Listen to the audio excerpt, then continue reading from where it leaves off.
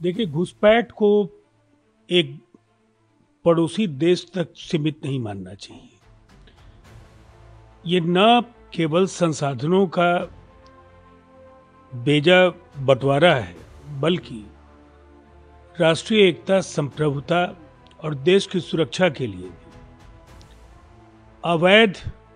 तरीके से भारत में प्रवेश करना एक बड़ा सवाल बनता जा रहा है और ये पूरी दुनिया के लिए चुनौती है। आप देखिए जिस तरह से अमेरिकी प्रशासन ने कठोर कदम उठाए और भारत के संदर्भ में भी मणिपुर के संकट में म्यांमार से आए जो अवैध वहाँ लोग हैं उनकी वजह से वहाँ कई तरह के असंतुलन उत्पन्न हुए। इस समस्या का समाधान और दीर्घकालीन समाधान निसंदेह बेहद आवश्यक है। न ऐसी दृष्टि है विपक्ष के पास और न इच्छा शक्ति है कि वो ऐसा कर पाएंगे, इसलिए कि वो कहीं ना कहीं वोट की राजनीति की दृष्टि से इस पूरे प्रकरण को देखते हैं। हम लोगों ने देखा है कि किस तरह से नक्सलवाद को लेकर केंद्रीय गृह मंत्री अमित शाह जी ने कड़े कदम उठाए और उसके नतीजे भी दिखने लगे हैं और छत्तीसगढ़ जैसे एक नक्सलवाद के गढ़ के तौर पर परिणत हो चुके राज्य को आज उन्होंने काफी हद तक रेड कॉरिडोर के बाहर निकालने का असंभव कारनामा कर दिखाया है। तो ये जो एक दृष्टि है और जो मजबूती के साथ एक रोडमैप पर काम करने का संकल्प है, ये देश के यशस्वी प्रधानमंत्री नरेंद्र मोदी जी और बिहार के मुख्यमंत्री नीतीश कुमार जी की जो जोड़ी है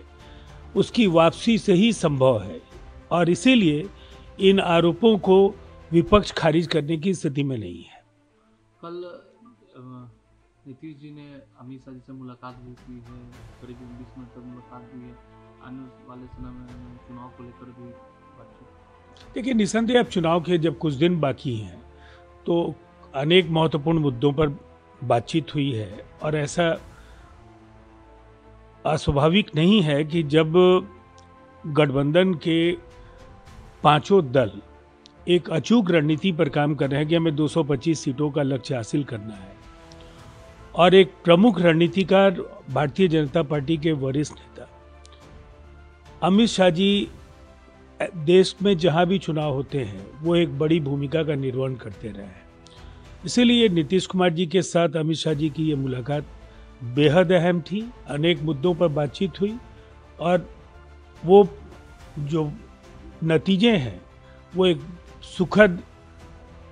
एक बड़े परिणाम के तौर पर हम बिहार चुनाव में इसको परिणत होते हुए देखते हैं।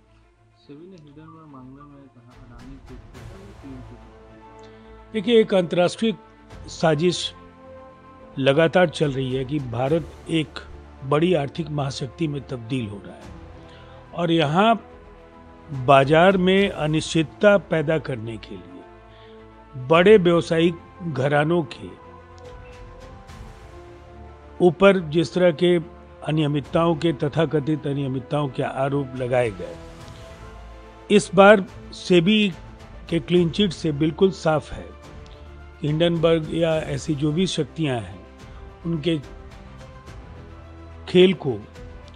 सेबी और देश समझ रहा है और निसंदेह इसे बेहद बारीकी से समझने की जरूरत है। अगर आपको विश्व की तीसरी बड़ी महाशक्ति आने वाले दिनों में बनना है तो फिर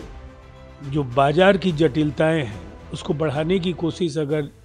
दुनिया के बाहर के मुल्कों के कुछ बड़ी शक्तियों की ओर से हो तो उन्हें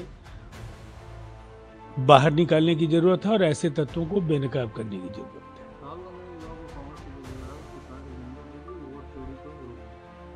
देखिए, वो हाल के दिनों में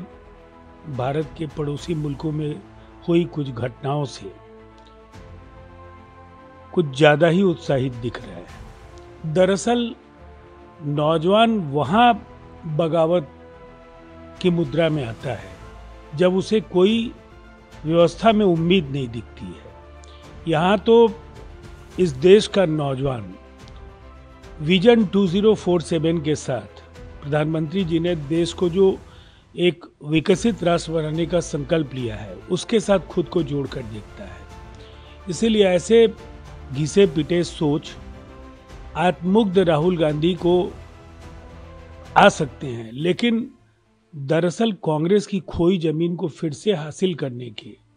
उनके जो टोटके हैं, उनमें कोई उन्हें कामयाबी मिल जाए इसकी कोई उम्मीद नहीं है। सीएम ने राहुल गांधी से सबूत की मांग किया और वोट चोरी के आरोपों को गलत बताया और आधारहीन कहा। तो ये तो बिल्कुल सच है ना कि दुनिया के विशालतम लोकतंत्र और उस लोकतंत्र के महापर्व में जो निर्वाचन आयोग की भूमिका है,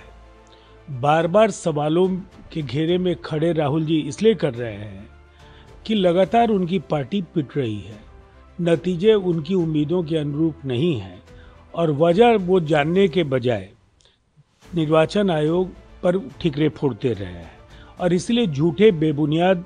आरोपों की फेहरिस्त हर 48 घंटे में एक बार कभी हाइड्रोजन बम के नाम से, कभी एटम बम के नाम से वो फोड़ते रहते हैं। इलेक्शन कमीशन ने बिल्कुल सही कहा है कि अगर आप इतने बड़े अनियमितता या कदाचार का आरोप लगाते हैं तो फिर आपको दस्तावेजी सबूत के साथ शपथ पत्र भी दायर करना चाहिए।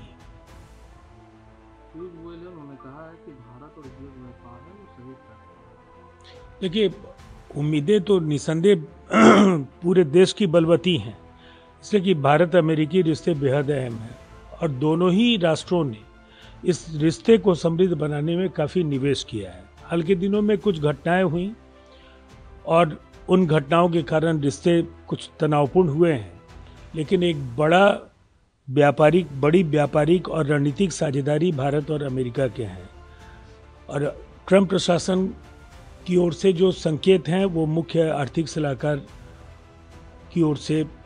कहा भी गया है कि रेसिप्रोकल टैरिफ में भी कमी आ सकती है और जो पेनाल्टी के तौर पर जो 25% टैरिफ है वो अमेरिका की ओर से खत्म किए जा सकते हैं। तो ये फैसला आ जाए उसके बाद इस पर प्रतिक्रिया देना ज़्यादा बेहतर होगा, लेकिन इतनी बात तय है कि भारत सही दिशा में इस रिश्ते को संभालने की कोशिश कर रहा है।